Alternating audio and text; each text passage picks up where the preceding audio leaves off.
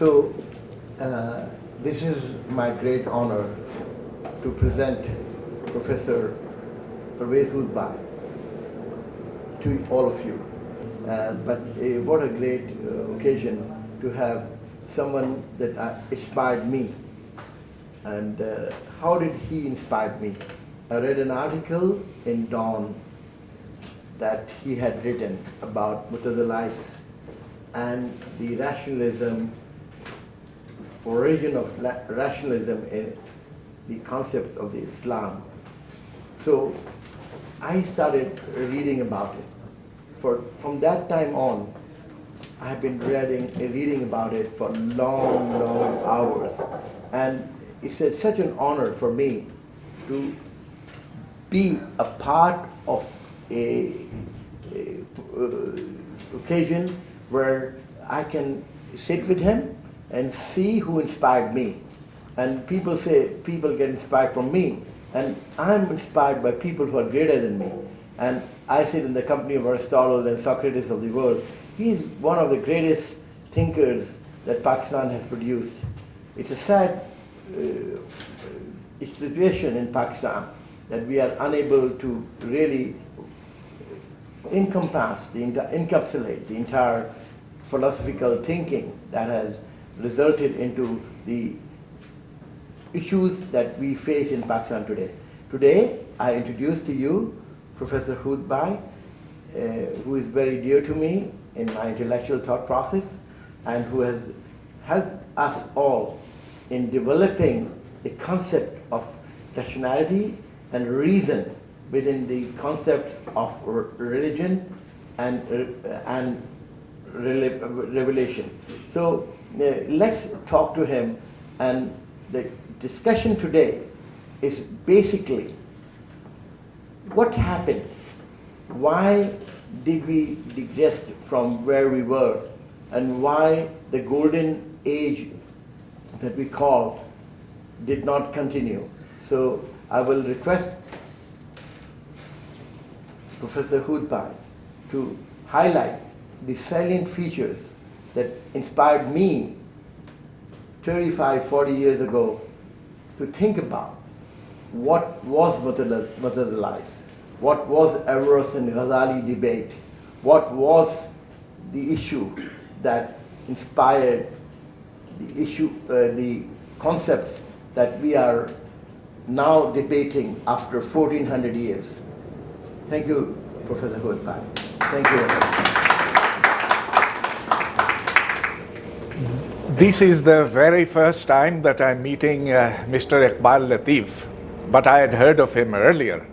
It's my absolute pleasure to be with a person who has exceptional qualities, who is not just a businessman, but a person with vision, a person who cares about his country, and who is, like many of us, very puzzled about what happened to the great religion, Islam, which today finds itself bereft of any achievement in science, in technology, in philosophy, and in any area of knowledge.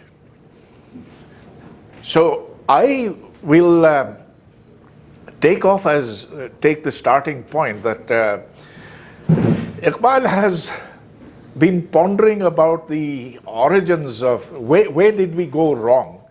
So I have to tell you where we went right and how science and learning entered in Islam, which was a desert, which was the outcome of a desert culture 1500 years ago. At the time of the Holy Prophet, there was no science, no learning. But 150 years after him, because Muslims were very successful militarily, they were spreading all the way to the east towards India. Remember that Muhammad bin Qasim conquered Sindh in 712 AD. The Prophet died in 630.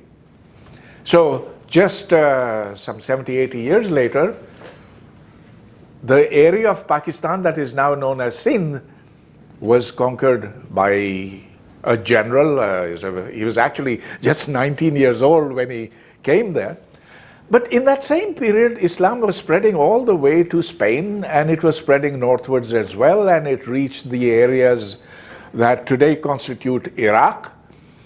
And there in Baghdad, Muslims encountered the treasures of Greek civilization, and they were totally taken aback that, hey, what on earth is all this? We don't understand it. We don't understand the language.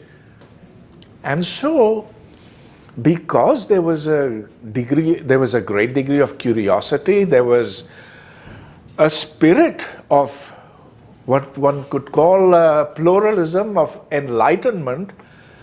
There was this desire to acquire things that they did not know, and so the caliphs, they ordered a process of translation. Now, the translators initially were not Muslims, they were Christians, they were Nestorians, they were Jews, and even a couple of Hindus. And that process then generated within, the process of translation generated within Islam a huge amount of energy.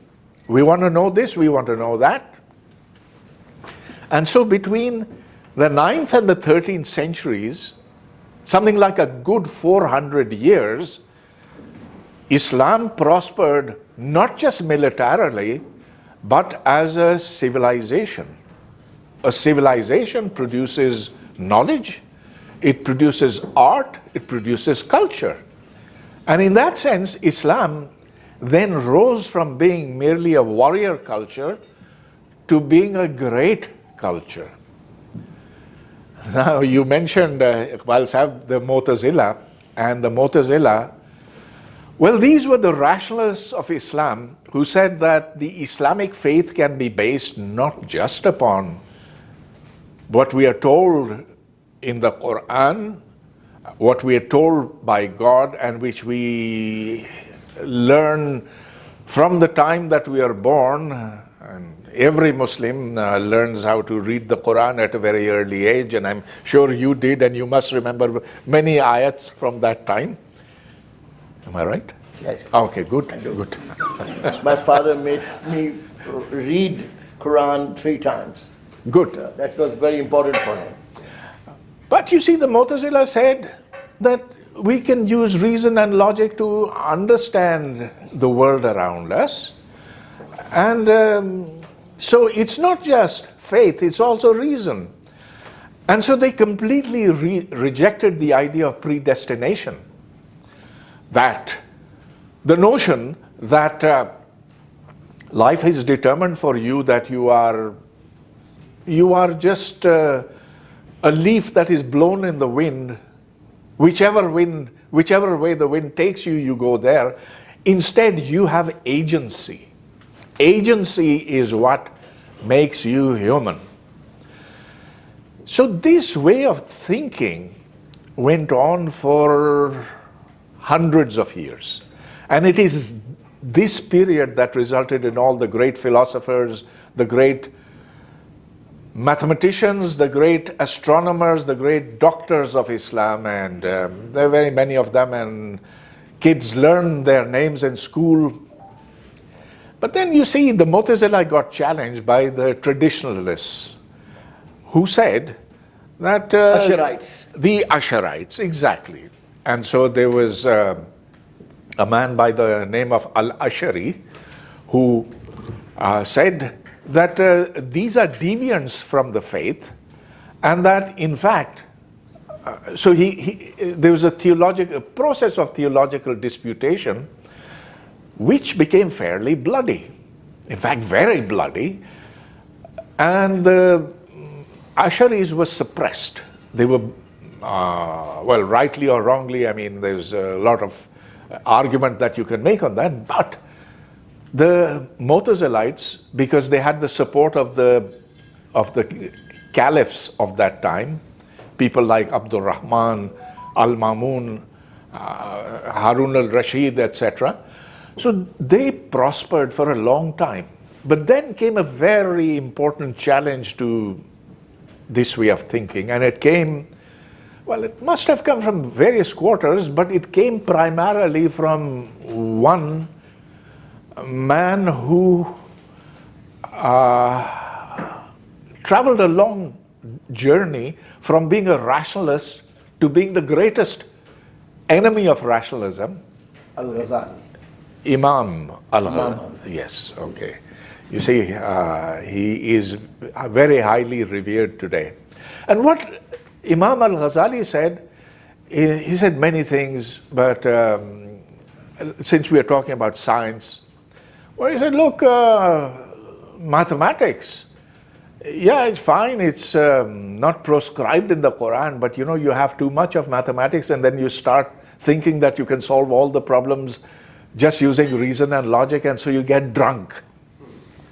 So it's like wine, it goes to your head, and then you start the process of disbelief. Then then he made a frontal attack on the notion of causality. What causality says is that everything that we see in the world around us, every physical phenomenon, has got some cause behind it. So, for example, you hear thunder. Okay, why did the thunder happen? Well, it was caused by lightning. Why did lightning happen? There's a cause for that. The clouds get charged, etc. He said, no. There is no cause. There is no link between cause and effect. And he said, so he was taken. Now you mentioned Ibn Rushd, Averroes, the man who is most highly the challenger. So Ibn Rushd says, in his criticism of Ghazali, and this is a debate that, and remember that Averroes, Ibn Rushd, same name, came 50 years after Ghazali. And what he did was he picked apart the arguments that Ghazali had made and he put it in very strong, plain language. And he picked out examples from Ghazali and showed how ridiculous they were. Number one, and I'll give you 2 or 3 examples. One was that you think that if there's a piece of cotton and you apply a little flame to it, the flame will cause the cotton to burn. Rubbish. It's actually the angels that God sends down which burn the cotton. Give you a second example, and this is quoted, I'm quoting from Averroes. You think Tahufatul Falsafa was Ghazali's book, and then Averroes wrote the book Incoherence of the Philosophers was Ghazali's book, and Incoherence of the Incoherence was reply of Averroes to Ghazali. Absolutely, and you see, Iqbal remembers. Yeah, so the original book was called Tahuft al-Falasifa, Rejection of the Philosophers. And then he said Tahufatul Tahufat. Then he wrote Tahuft al-Falasifa, Rejection of the Philosophers. Okay, so in that he says, so we were talking about bread. You eat a piece of bread and you think that eating the bread has made your stomach feel nice. Rubbish.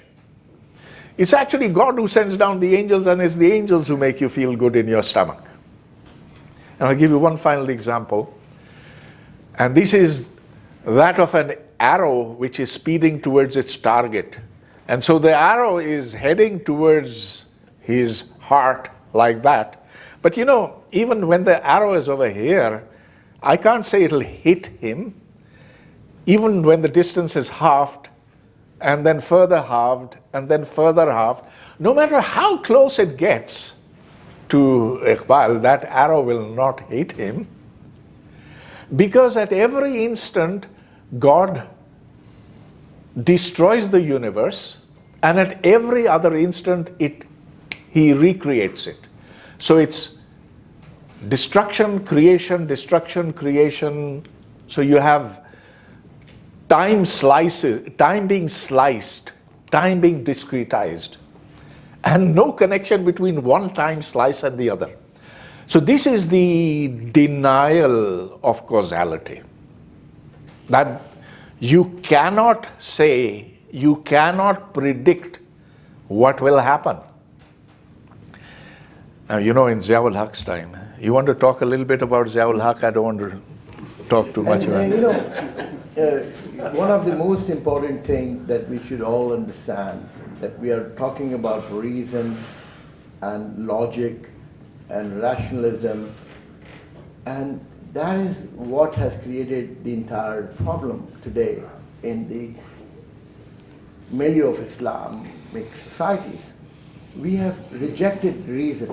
Like when Tahufatul Tahufat and Tahufatul Falsafa by Ghazali came, and when Averroes replied him, I want to highlight, and people like Professor Hoodbhoy keep highlighting the fact that it was Al-Biruni and Avicenna. If you ever, I would request you to go and read the letters written by Al-Biruni, Abu Rihan Al-Biruni, to, my son's name is Rihan, and therefore I named him Rihan because Al-Biruni was my ideal.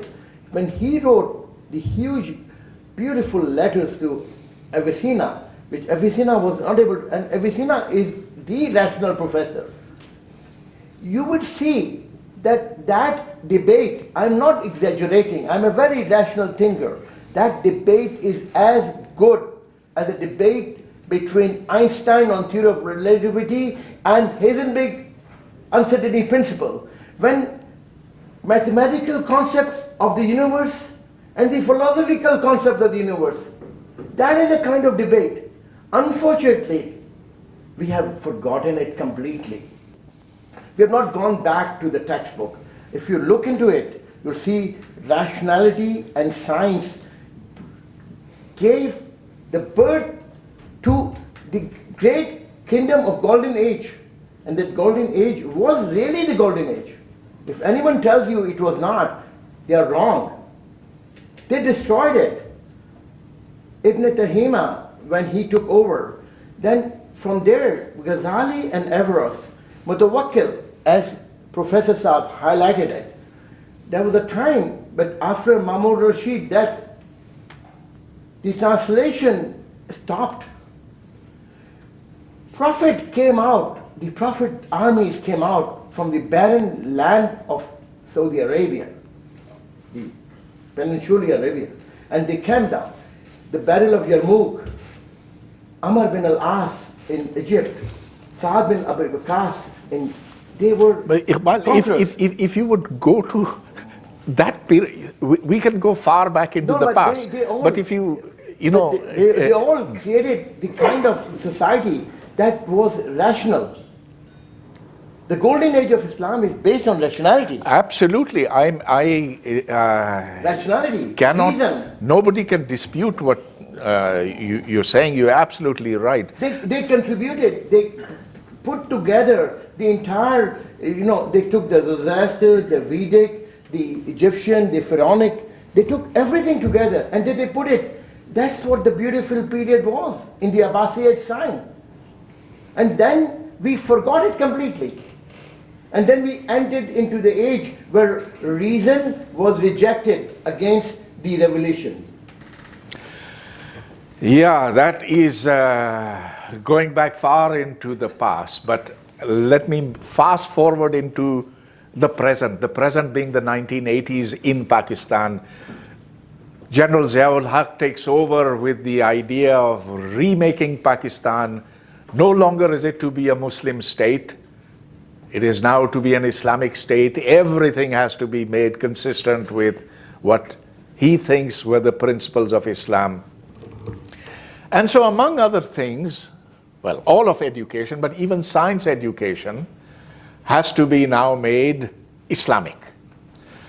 And Islamic means the Ghazali, the Al-Ghazali version of Islam, anti-rational, anti-reason.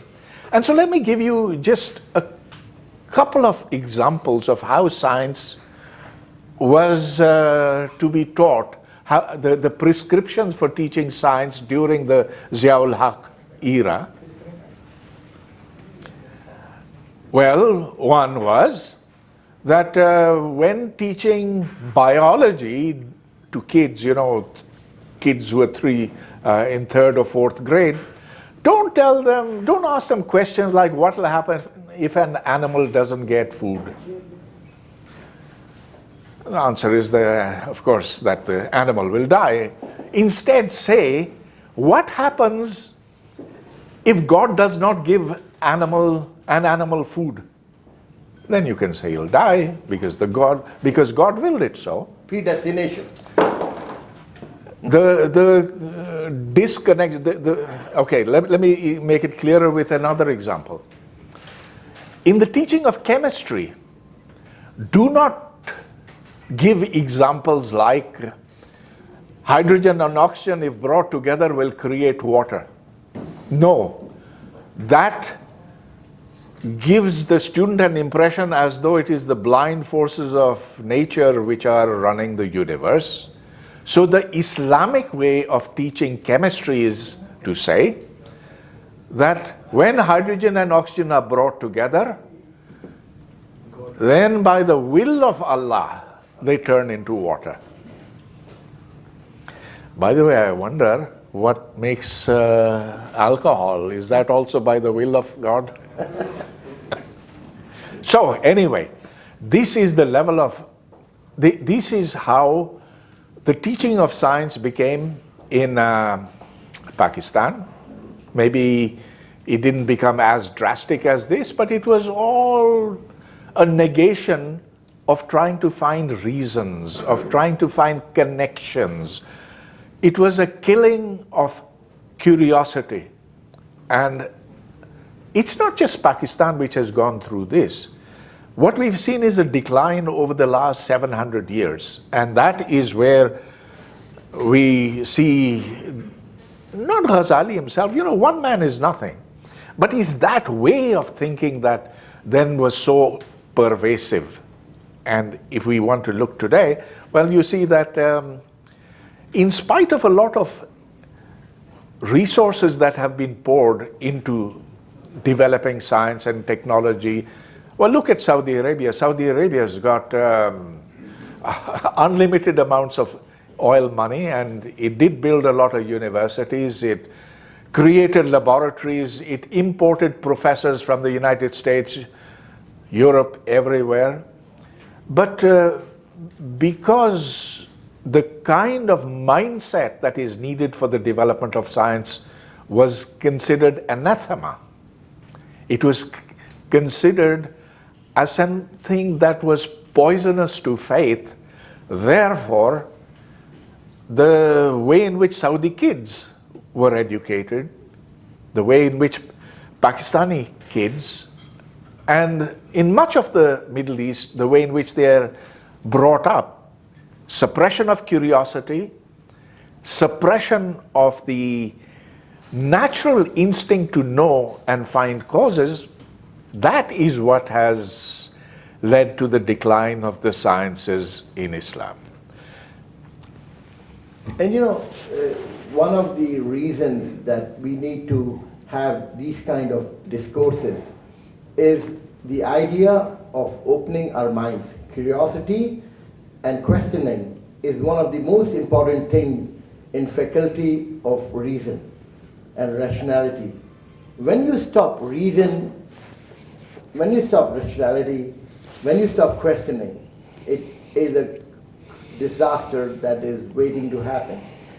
You should question everything. What does people tell you? Don't question.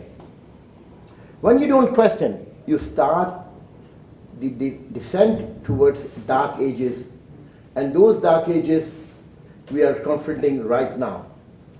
There are no conspiracies in the world. What we do, we get a result of that. So, in my personal opinion, what Professor has highlighted here today is an extraordinary argument, or that we should think of reason, we should think of rationality. And look how few people imagine if this was a discourse by a big ulama, then there would be 1,000 people here tonight. But the fact of the matter is that it is the minority that has always led to the Renaissance. And always we missed our Renaissance. What happened after Averroes and Al-Ghazali was that we missed the Renaissance. Today we are in this jumble because we are in a mess, because the fact of the matter is that we have lost our Renaissance, that Raphael, Leonardo da Vinci, and Michelangelo, they led in the time of Medici's. Today, 500 years ago, we are still struggling with the idea that should we teach our children the questioning? We should teach our future questioning. That's what Dr. Saab is saying. And that was the Black Hole Institute that he has created in Islamabad, and we are here to support that institute, is the questioning, the reason, the logic, and rationalism. And that is a debate that Averroes should win. If Averroes would have won 800 years ago or 900 years ago, I tell you honestly, there would have been a different situation in the world of Islamic milieu. Today we feel the challenges because we failed in certain aspects. We should recognize that. It's not about calling somebody an infidel. It's about highlighting the fact what Dr. Saab has been talking about it for last 30, 40, 50 years of his life, that reason and science should go hand in hand. That's what Averroes said. That's what he said, that reason is very important. And I think today the purpose of this meeting is that we should encourage an institution of long-term learning and rational process within the ambience, within the environment of Pakistan. And if we will not lead it, no one else would. And it's my honor and great pleasure to invite Dr. Saab and invite everybody else of you to be a part of that process, to learn and encourage each other, to at least encourage a dialogue that should lead into a process which may be helpful. Nations progress when they talk of reason and question, and their children are able to question. Are we able to question? No, we are not able to question. We are told not to question.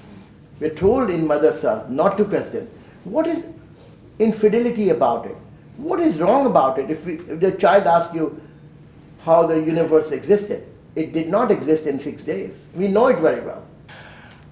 You know, if we hadn't heard of Averroes and Al-Ghazali, we would still know today that we're not doing well at all, that look at the state of the Muslim world, 1.8 billion people and producing very little and all that. And each one of us knows this, and each one of us is worried, not because our faith is in trouble, but because so many people are in trouble.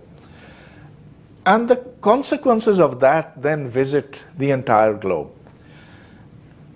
And I'm sure that of the people in this room, in his or her in the very small domains that each one of us operate, we've been trying to do our best to do something about it. Well, Iqbal has given me this opportunity to tell you of what I've been trying to do over the last couple of years. So in a society where free thought is stomped upon, where you may not express it in your schools, colleges, or universities, in a society where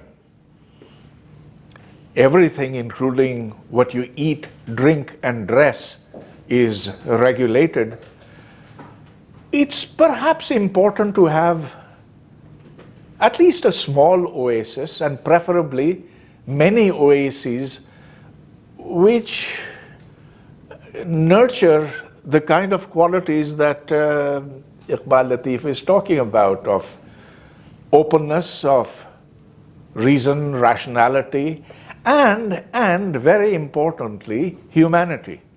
Because we can be very reasonable, we can be very rational, and we can be very cruel also. So we've got to see how such oases can be built. And there are, I'm sure, many small pockets here, there, everywhere. I just want to describe to you one small pocket that my friends and I were able to create in Islamabad, and it's very small. In fact, it's probably a fifth of the size of this hotel, or maybe a tenth of the size of this hotel. But there's an auditorium, there's a library, and there's a children's laboratory for science where kids from nearby schools can come and play with science toys and make things for themselves. In the auditorium every day, now for 2 years, we have at least one event, or perhaps two, in which people can come and they can speak on anything and everything. Well, we, don't exercise censorship, but we also want to continue to keep doing this. So we have certain limits that you can't exceed. I think you will agree that this is a reasonable kind of formula. But the fact that we've been able to keep doing this now day after day, week after week, month after month, gives us a sense of some satisfaction. Then we have a team which goes out to schools and helps those schools get kids to start liking science, hopefully loving science. And now we've started a scheme for training teachers, because the teachers in Pakistan go through that system and they become authoritarian. They become, first of all, they're ignorant, most of them. What we want to do is create an elite of teachers, and we're going to start with just 6. And the test for that is on Saturday, by the way, 3 days from now. And we want to create an elite of teachers who will think like I hope many of us think, and who are also competent in physics and math. Now, physics and math, why do I emphasize that? Because that's where, how the scientific revolution, the industrial revolution started out over here. Yeah, we're going to go beyond physics and math. We'll have other science subjects. We'll have, hopefully in time, as the black hole expands, we'll have teachers being trained in every subject, and being able to project that and being able to teach kids how to think. The most important thing about education is learning how to think and learning how to learn. Because there's a vast amount of stuff out there on the internet, and we're going to help them to learn from the internet. Those are ambitions.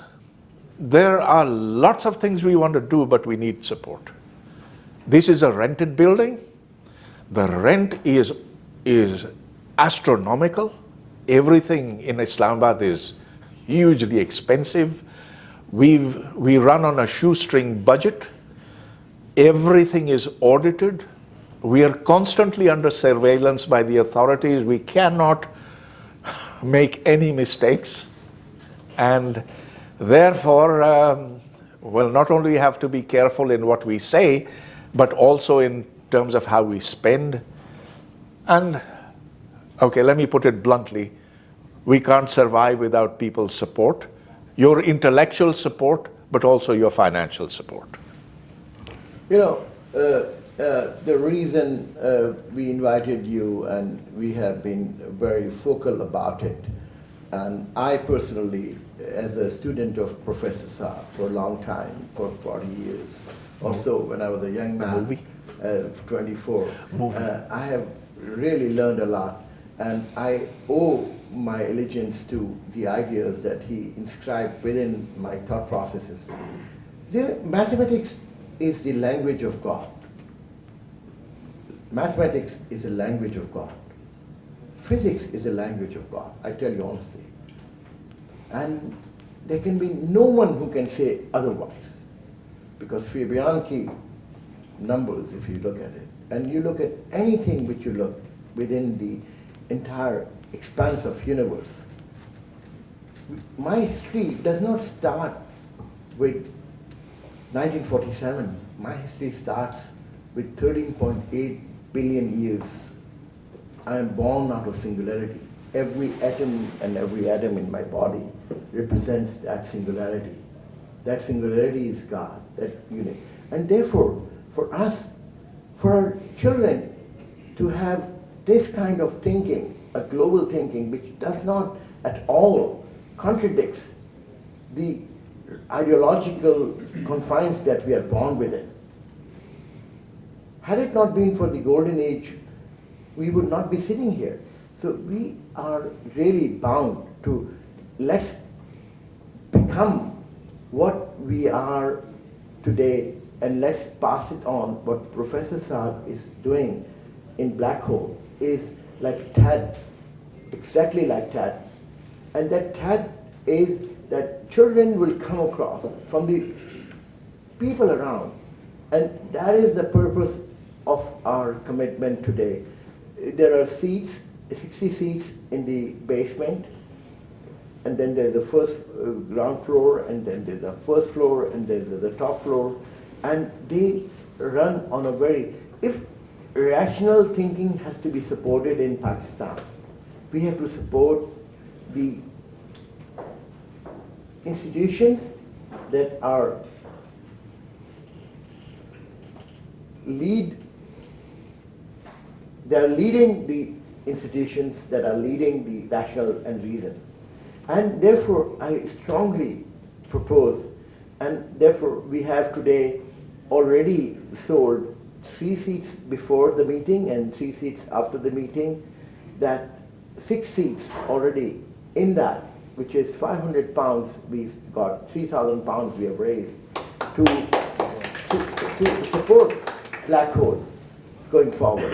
And we will try to continuously have this kind of dialogue and continuously support Dr. Pervez Hoodbhoy's extraordinary efforts, not only to help us, but help the entire population of Pakistan to graduate, and our teachers. When you have great teachers, you produce great people. When you have lesser teachers, the whole idea of this meeting today is to introduce Professor Hoodbhoy, Black Hole Institution, to all of you, and pass the word on to everybody that children need direction, and children, for them to need direction, they need teachers. What Professor Hoodbhoy is doing is he is creating those teachers. We don't have proper teachers in Pakistan. People who can say, and teachers who can teach physics and mathematics as a language of God, language of creation. We are creation of that language. And with all due respect, this is nothing blasphemy or nothing else but beauty of elegance to express it in a manner that we all should respect what Professor Saab is doing. So today in London, it's my honor to welcome him, and I would generally say that we have already sold 6 seats, which is 3 from my family, 3 we got it from others, 6 of them, and if anyone, if not, any continuous support of Black Hole will be a great help for all of us. But I am so grateful that he is here.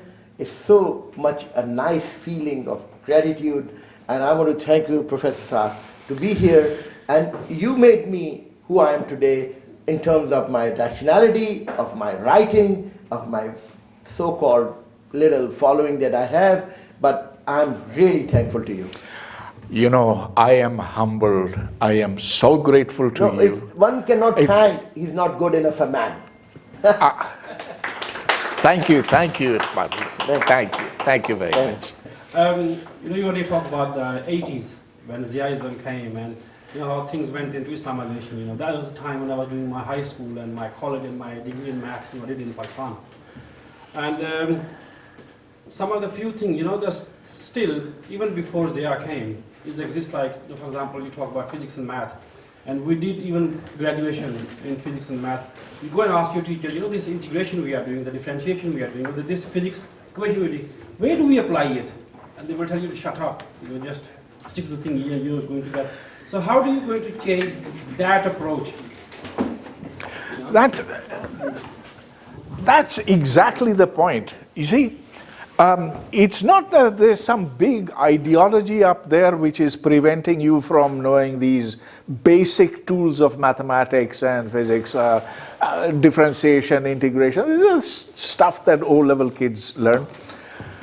It's that the teachers don't know their subjects, and particularly in these areas which require a little bit of thinking. And this is what we want to change at the Black Hole. And as an experiment, we're taking on 6 teachers for which we've received, as of today, 500 applications. Well, we're going to have a test that will weed out 2025. We'll interview about 2025. But yeah, the point is to create this elite core of teachers, and then hopefully they'll produce more, and let's hope for the branching effect from there. But yeah, what you say is absolutely right. Okay, any more questions? Yeah, there are questions there. You can speak from here, yeah.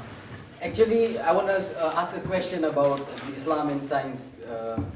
When we blame Ghazali about the decline of golden period of Islam, his main attack was on the philosophers, right? The Greek philosophy. But when today we see the curriculum of the Madaris, especially the Darus-e-Nizami, and I have personally read the Darus-e-Nizami books as I am graduate from Darul Deoband. So, from Darul Uloom? Darul Deoband. Deoband, wow. Okay. So when we see the books of Darus-e-Nizami, especially which are taught in Deoband, we see that most of the books are on the Greek philosophy. Even in the books of Aqaid, the theology, the quantity of philosophy is much more than the original Masail of Aqidah. Like we read the books of Sa'duddin Taftazani. So he tried to explain each and every theological argument with the Greek philosophy. So today also in the Darus-e-Nizami, Greek philosophy has a very huge part. So regardless of that also, why the intellectual capacity declined, we had philosophy in our books. I think Ghazali failed to finish off the philosophy from Muslim institutions. Then also, what was the reason? Okay.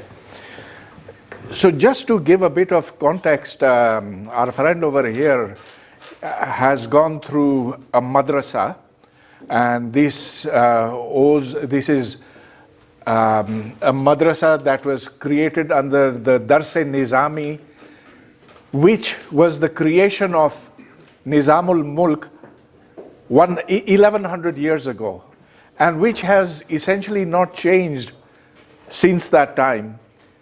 Now actually they teach in the books that are used in madrasas, and maybe it's in your madrasa, but certainly it's there in other madrasas, that the world is made up of 4 elements: earth, fire, air, and water. And they teach that the earth is flat, and they teach that the sun goes around the earth. And in fact, we have mullahs on television. You've seen that, yeah. You've seen that, who actually scold kids who say that in our geography books. I felt sorry for the Mullah, actually. I did too. But these things that And actually, you know, the reason that I found this out was because I was in Professor Abdul Salam's office. This is 1984, 85. And we were talking about something, and his secretary came in and she said, Professor Salam, the BBC would like to interview you about the recent book by the Sheikh. And he said, he told her, tell them I'm not interested. Then he laughed and he turned to me and he said, and then he turned to her and said, bring the book. And that's where I saw this book with the title, and I said, Professor Salam, may I have a copy of it? A photocopy. I said, sure. And so I have a photocopy of it somewhere in my archives. That's madrasa education, frozen in time. So what you're doing is great, popularizing science, teaching children. I think that is something, if people want to have their faith, it's fine. There's a question, have you seen Oppenheimer? You know, I knew you haven't. I Okay. So I think watching movies like this, and we were young, Carl Sagan, and we always wanted to see, and I think popularizing science, and you can have your faith if you want, that's absolutely fine. And I think what you are doing is, in Black Hole, is something really teaching the children, and I think we need science and logic to go hand in hand. And I think that is something really important for, that's why we are, I think most of us here, not talking about trying to sort out any mathematics puzzles or logic puzzles. But I think the good point was about when Averroes and Ibn Rushd, and I think there was a conflict in the theology and the fake scientific facts. But it can be quite difficult to have a kind of dissonance when you have a scientific fact on one side and which clashes with your faith. It creates a little bit of, confusion in a young mind. Contradiction. Yeah, and I think that can create a lot of contradiction and also confusion in somebody's mind. So I think the trick should be somehow that you keep your faith on one side and move on with science. I think that will probably be the only way forward. Because if you can't start fighting, I think it wouldn't take us far. And I think we can't survive. then we can't survive. So my question were two questions, so I've done it. So if I paid 500, so I'm happy to do that. So watch Oppenheimer as well. Yeah. Oppenheimer. Yeah, I wanted to hear your kind of views on Oppenheimer because it became such a big. Okay, first of all, we're going to watch Oppenheimer at the Black Hole. Okay, good. All right. And we'll have a full audience over there, and then we'll have a discussion on Oppenheimer. Followed by Barbie. But you know what I have to tell you about Oppenheimer? He's making the bomb. He's running the bomb project. Wasn't so great. It's his Regret. conceiving the black hole, which was his greatest scientific achievement. And let me dwell on that just a little bit. You know, black holes, they are formed when gravity overcomes every other force. So a star, when it runs out of fuel, it starts to collapse. Now it'll collapse and then, okay, there's no pressure outwards, so gravity will make it shrink in. But then everybody thought that, look, it'll eventually stop contracting, because once you squeeze matter, it reacts back, it pushes back. It's like you press on the table. Okay, the harder you press. Okay, take water, or take a gas. You press on it, it pushes back. Okay, then it becomes water. It pushes back even more. That water will become solid, and it'll press still more. Okay, then what happens? It'll keep pushing more and more back. But Oppenheimer showed that there's a limit to which matter can push back, and then eventually it'll collapse into a point. And so the solution of Einstein's equation, which everybody had thrown away, Oppenheimer demonstrated that to be actually a physical solution. That was, I think, a much bigger thing than making the atom bomb. Right, Yeah. you know that, very good. Brilliant. You know, we often invoke the Zia era as like the inflection point where this regression in the Pakistani society kind of like began. But in your book, you actually name Sir Syed as one of the forefathers of Pakistan. And this is someone who at one point in time had dubbed mangoes to be haram because haram or makruh, I forget, but kind of like biddat, because the Prophet had never had a mango. So this is admittedly one of the forefathers of Pakistan. Do you think, like, given that fact pattern, Pakistan ever had a chance of protecting that regression? Well, look, I actually related that anecdote because it showed that Sayyid Ahmad Khan, who is the greatest reformer that the subcontinent has ever produced, started from an ultra-conservative position that the eating of mangoes was forbidden in Islam. He moved away from that to the point where he said miracles didn't actually happen. Yes. And so, yeah, what you said is absolutely right, but my intent in relating the mango episode was to show something else. Could Pakistan have been different? In my childhood it was, and it was moving towards modernity, so however it was born, it was moving with a positive slope. And then things started going wrong, and then look, this will take us off the discussion track, and that gets me into the subject of my book, and that's for tomorrow. What as a whole message of Quran, which is actually to explore and to become more, I think, scientific, number one. At the same time, I think the beginning verse of Quran, it starts with read. Yeah, read. So Iqra. Yeah, so it's from the God's direct message to humans. Now what you have referred to, that's the humans. We have taken it wrong. That's our fault. But that doesn't mean that perhaps that Islam is, or the Quran is saying us to be not to be scientists.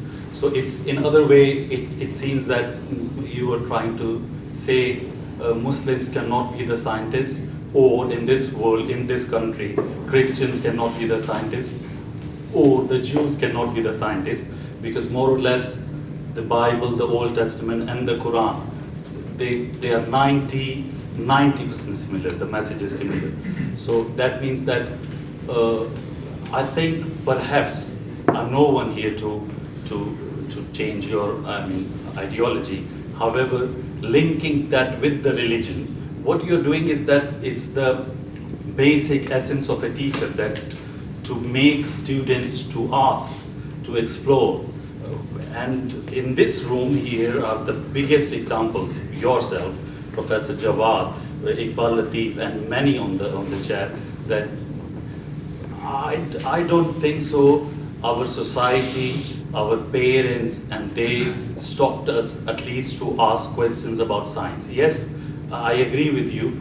It is about the religion, whatever religion or sect you are, you're not asked to do questions about that. However, when it comes to science or studies, I'm here because they sent me to study. And there's a majority, Professor Jawad has left his home and he's here. Where he was born, he's not there, he's here.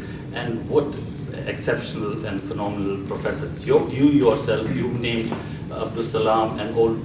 We are good, but from your, I perceive that, oh, now stop, stop being scientific, or because we are Muslims. Okay, so I must apologize for not being sufficiently clear in my expression. I at no point said that you cannot be a good scientist and you cannot be a good Muslim at the same time. I did not say that. I will not ever say that, because there are obvious counterexamples. Abdul Salam, who was deeply religious and yet was got the Nobel Prize in physics. And so that's a clear counterexample. What is the true Islam remains to be discovered and is different for different people. Right. The Islam that Maulana Maududi thinks is true or which Osama bin Laden thought was true, and the Islam which different people over here believe to be true are all very, very different. There is no Pope in Islam who will adjugate on which is the right thing. There is no one who sets the doctrine. And in this sense, I think Islam is more democratic than certainly Catholicism. How many different Islams are there? More than 72 sects. There are roughly 1.8 billion different Islams. That's the number of Muslims who live on this earth currently. And so you're welcome to make what you want of Islam, and what you say is right. It's also right that there are people, actually a majority of Muslims, whose way of thinking is incompatible with science. It's not that Islam tells them to think that way, but that that's the way they've been brought up and conditioned. It's okay, I think. Yeah, but you can. All right. It's better because it's going on Facebook and all. Yeah, my question is related to this gentleman's question. I mean, he was saying about Islam, why Muslims cannot be good scientists or something like that. What I think, where we can set something like Islam and science. Islam says something completely different. Any religion says completely different, whereas science says something completely different. We believe, Muslim people believe that, we've been created, kun, and we are here. Science say evolution. So that's a fundamental question. When we say Islam or religion, then we are believing on those creation things. When we are coming to science area, then we are coming on the evolution thing. Evolution is a part, and it's a series of evolution. There's a very big difference between Islam, between religion and science. So my question: how can we keep at the same time science, true science, or true religion? It's very big difference. And what I personally believe that science. Okay, another thing is, in religion there is no any question. It's only belief. It's only faith. It's just belief. No question on whatever holy books are saying. But in science, continuously research.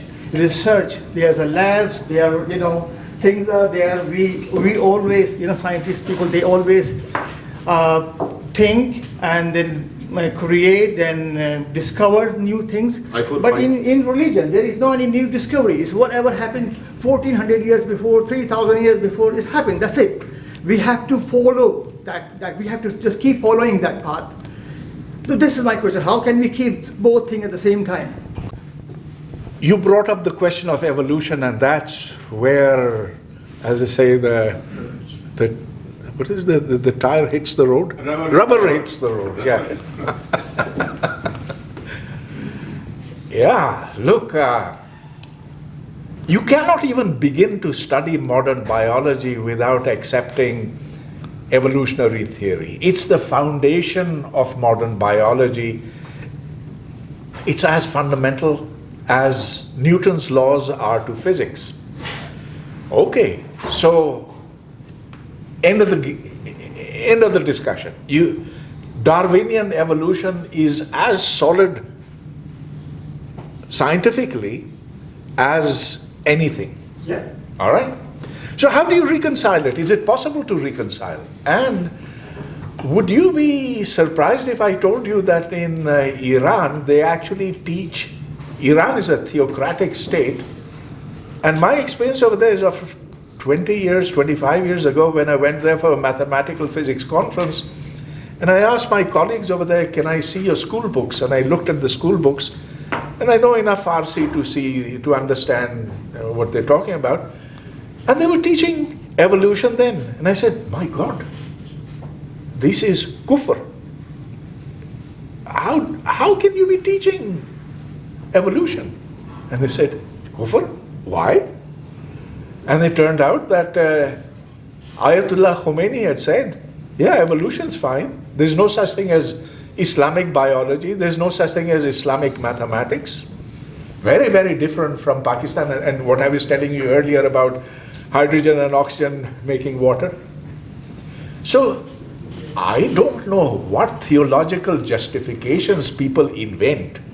They're all inventions. But you can invent reasons which make this kind of a consistency possible. Don't ask me whether it is proper or correct from a theological point of view, but they do it. They can do it. So let's be grateful for that. Thank you for being here. Thank you, Mr. Latif, for inviting me. I think we discussed enough thing about past. We are going back 100 years, 200 years, 300 years. What happened, and all that. We are in 2023. Let's talk about Pakistanis, especially. We have American schools, we have British schools. Still absolute malarkey is happening in 2023. Still we are just doing photosynthesis. Still we are just doing the biology, just open the frog and just do this and that. What is stopping us? Who is stopping us? Why we don't have astrophysicists? Why we don't have quantum physics? Why we are not having all these things? I don't think so Islam, I don't think so mullahs, I don't think so anybody is stopping us or our children, but we are just behind IT, business and all that. We are not interested. And I don't know the reason, I don't know the cause, but I would like to know from you, from your experience, what is it? What is really stopping us to learn all these things? Because now we have, like now we cannot talk about that, or there is only madrasas and mullahs and all that. We have all these English schools, universities, private schools, universities and systems. Lahore, Islamabad, Karachi, I'm from Karachi, and I know there are plenty of schools, they are charging horrendous amount of money from the parents, and still they are not teaching. So please, if you can just shed some light on it. Absolutely correct that there are such schools, but those are 1%, 2% of such schools. 98% is the rest. Not madrasas, but the schools that use the regular curriculum. And that regular curriculum is purely based upon memorization. It is the very antithesis of what science should be. We could go from to a different level of argument and say that philosophical curiosity does not exist or is suppressed. And that is true. In spite of having schools like this, which you mentioned, where they taught the same stuff that they taught here in Britain or in France or anywhere. And remember that these 1 or 2% of schools, they subscribe to the O levels, A levels, international baccalaureate, whatever, and yet they have produced very little. So here it is a question of societal values. What does society value? There are a lot of good businessmen, a lot of good traders. There are people who know how to manage hotels. There are people who know how to run the stock market, etc. All that is there. But there are not enough people. A complex society needs all kinds of people. But a complex society also needs people who are thoroughly grounded in the rational sciences, in the hard sciences. I want to, Professor Saab, say that it's so right that it is the core essence of 2 or 3% of the society that makes a nation grow big. I had written a letter 14 years ago to one of the rulers of Pakistan. I said, just give me few facilities of your cantonments and I'll give you 10 gold medals in Asian Games in 4 years' time. So they never replied to it, honestly speaking. And what I think is that if we have an extraordinary ability, you're right, Fadi, that we have people like Professor Saab, people like Iqbal Latif, and my own children, I've seen it. We were brought up, and I took them, after Kuwait invasion happened, the first thing I had it on, I had a house in Paris and I had it in London. I went to Pakistan. My wife, who is an Iranian, told me, no, I will go to a country where my children will have a sense of identity. We went there. Rehan is sitting there. He's a global head of Morgan Stanley, global head. You know, he's sitting right there in glasses. And, you know, and one of the most extraordinary achievers in life, you know, one can be proud of. But he just came by chance. I'm not trying to blow off something. What I'm trying to say is, he studied in fulfils in Islamabad. We have the ability, we are one of the most extraordinary, genuinely good people.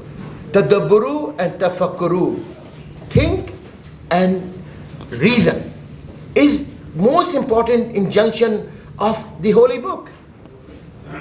We have put it down. We don't think and we don't reason. Good presentation. So, Iqbal Sahab, may I present this book of mine? It's called Pakistan, Origins, Identity and Future. And if I may read out from this. For Iqbal Latif, a man of rare acumen and one who knows that thought must be unfettered, with my profound regards. Thank you.